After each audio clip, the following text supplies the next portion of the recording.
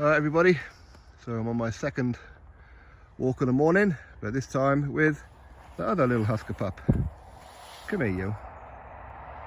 There's a Gateshead over there in the distance. We're on the Newcastle side. She's just been digging a hole down there and was trying to get through into those woods over there, because I think there's a deer, although her brother, the one that I usually bring out, who's about 8-9 months older than her, he caught a deer the other week. Anyway, is it too early to talk about fight of the year, trainer of the year, all that kind of stuff? I don't think so. Currently right now, 10th of December, all fight nights have been announced. Now, of course, I'm talking UK, I'm talking UK shows. I'm not talking globally. If we're talking globally, then we know promoter of the year, Eddie Hearn. Why? Because he doesn't have any other competitors, really, does he? So, but again, he has put on some very good fight nights, for sure. But most of them were abroad. If you look at the UK ones, they've been a little lackluster, have they not? And that's unfortunate. But he has put on some okay ones, that's for sure. In fact, he's put on less fight nights here in the UK than Boxxer, Sky Sports, and maybe Queensbury. I'm not too sure about the Queensbury one, to be honest. Frank Warren, how's he done? Well, he's put on a couple of stadium shows. It's unusual for Frank Warren. Of course, both of them were involving Tyson Fury. One we didn't ask for, which was the Chisora rematch. We certainly didn't ask for that one. And of course, we did have the Fury and Dillian Whyte one, which of course we were asking for. Okay, the fight didn't live up to expectations, that's for sure. But where Frank Warren really lets himself down, or I should say Frank Warren, really, of course, I mean Queensbury. I know. There's a little kid down there doing some, he's coming up and down the hill on his sledge. And you want to pull it, don't you? Being a husky. Oh, come here. What are you doing? But Frank Warren, of course, he has put on Joseph Parker, Joe Joyce. That was a missed opportunity for me. That was a case of Joseph Parker, boxer, Sky Sports fighter, Joe Joyce, BT Sport, Queensbury fighter. They could have done the whole undercard, Queensbury versus Boxxer. That was a missed golden opportunity right there. Didn't do it. But much like Queensbury fight cards, their undercards are absolutely piss poor.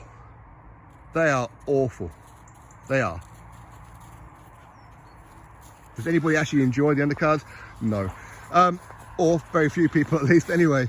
But he has put on some decent headliners. He has.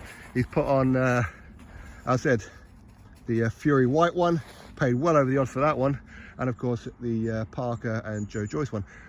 Okay, coming up in the new year, you got Anti-Yard after Bedview. Is that on pay-per-view, that one? I hope it ain't on pay-per-view, because that would just be ridiculous if it is. Of course, we are talking promoters with a TV deal. Now, for me, the promoter of the year, as far as shows are concerned, is Sky Sports, i.e. Shalom and Boxxer. That's for me promoter of the year as far as the UK product is concerned. It really is. Very, very close to, I think Cali Sauerland is great for prospects and things like that. Of course, I've spoken about in videos before. Now, that's not to say that I'm biased when it comes to Shalom or Sky Sports. It's not anything about that at all.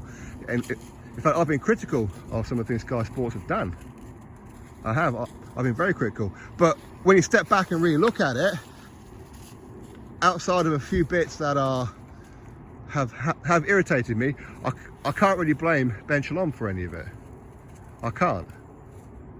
But when you look at the shows, they put on an all-female card. And look how well that done. An all-female card with Savannah Marshall, Carissa Shields. Look how well that done. It's a proper husky, that is. They're just digging holes. Put on Amir Khan and Kell Brook. And plenty of shows like that. And of course, this is in a year as well where they've been having to continue their stable, having to grow their stable. Let's remember, it's only, 18 months ago or thereabouts, they had nobody, none. When Eddie Hearn left Sky Sports, he took his entire Matchroom stable with him. So they had to start again. And look what they've done. The Chris Eubank Jr. versus Liam Williams. That was a very good fight card. Unfortunately, my pal Steve lost on that card. again, that's for like another video at some point, if of course I end up making that video, because it depends. But he's put on, as in Shalom and Boxxer, they've put on some very, very good fight nights. So for me, I think that Shalom, Sky Sports, as far as TV deal is concerned, have been the promoter of the year for 2022. That's my opinion. A lot of you will disagree with that. A lot of you will say it's Frank Warren. A lot of you will say it's Eddie Hearn. But I'm trying to leave all bias and that out of it.